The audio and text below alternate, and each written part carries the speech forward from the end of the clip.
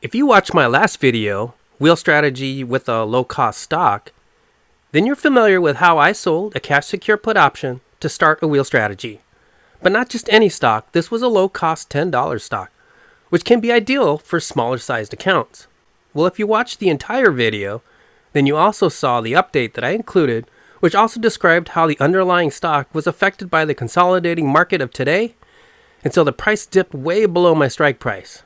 Now don't misunderstand, I like the company, and I'm actually okay owning the stock, but having to pay the strike price for the shares, given the current price, is not exactly what I want. So in this video, I'll be describing my plan to roll the option as a way to manage this trade.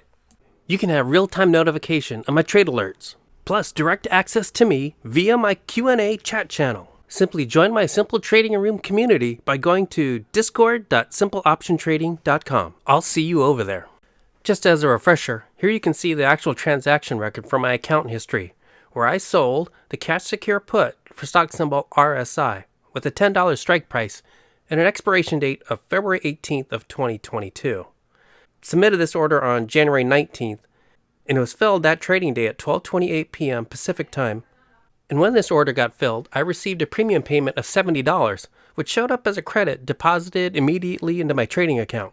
And now, over the past few days and weeks, market conditions have changed radically to the point where my exposure with this option contract is no longer favorable.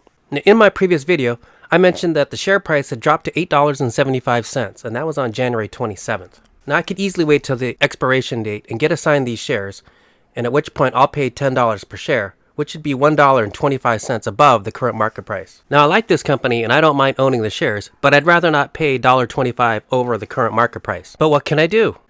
So now I plan to use a very common technique known as rolling an option as part of my trade management activity. Now, by rolling the option, it gives me, the option seller, the ability to update the option contract agreement. I can change the strike price up or down, as well as move the expiration date. Now, as you might expect, there's a cost for modifying an existing option contract. But if done properly, the fee I pay for rolling an option can be a logical trading strategy because it can be used to lower my risk, lower my losses, or even make a profit, which is a common goal that we all share. So now I'll take a few moments to describe what rolling an option is and how it works. I created a simple worksheet so that we can walk through each of the different strategies involved with rolling an option. This will make it easier for me to describe, as well as easier for you to follow along as I walk through each of these different choices. And as I walk through each choice, I'll also explain what happens to the strike price, the expiration date, and also provide an example to make it clearer and easier to understand. The first choice is for the option seller to roll the option up.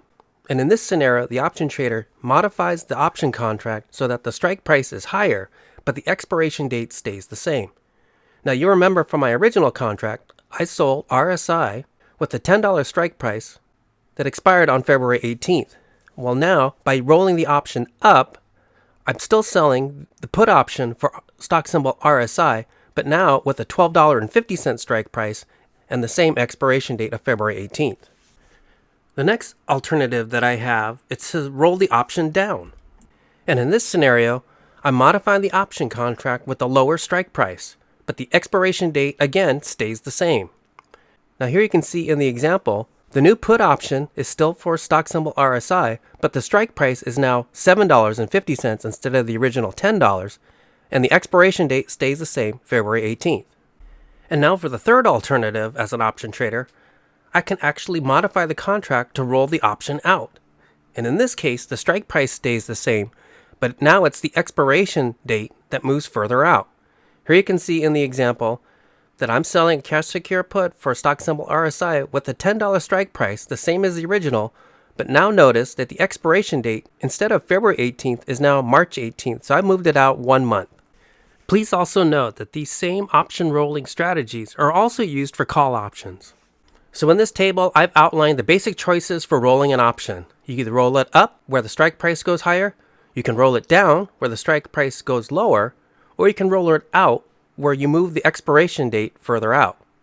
Now there's a couple of other special cases, but for right now, we just need these basics.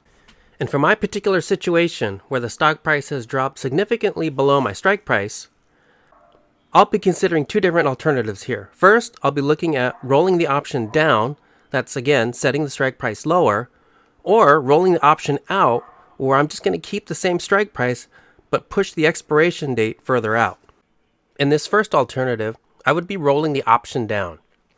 So you can see here on this line where I first initially sold a put for stock symbol RSI with a $10 strike price on February 18th. And at the time, I received 70 cents per share. So when this option contract got filled, I received $70. Now, in order to close out this option contract, I need to execute a buy to close for that same option contract, and I'll pay $1.35 per share. Now, the $1.35 I paid, combined with the $70 I received, gives me a net account balance now of negative $65. But then I can turn around and now sell a cash secure put for stock symbol RSI with a $7.50 strike price. So I'm lowering my strike price or rolling down, but the same expiration date, February 18th, and I'll get paid 18 cents per share. Now for selling this option contract and having it filled, I'll receive $18 as the premium payment, and when I apply that to my account balance, I'm now at a negative $47. But in this instance, I was able to lower my strike price for the same shares on the same expiration date. Now it's true, I'm spending $47 to roll down this option contract, but compare that to the alternative where if I left this option contract alone and I got assigned the shares and had to pay $10 per share, in that case I would start with a deficit of $125 because I overpaid for those shares.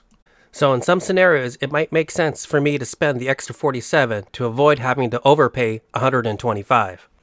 Now let's take a look at alternative 2, where I'm rolling out the option, meaning I'm going to push the expiration date out.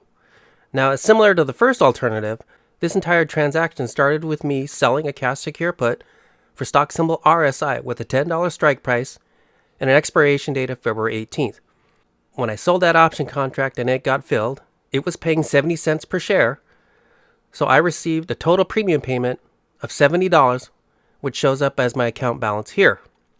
Now, in order to close out this contract, I would have to execute a buy to close for that same option contract and pay $1.35 per share.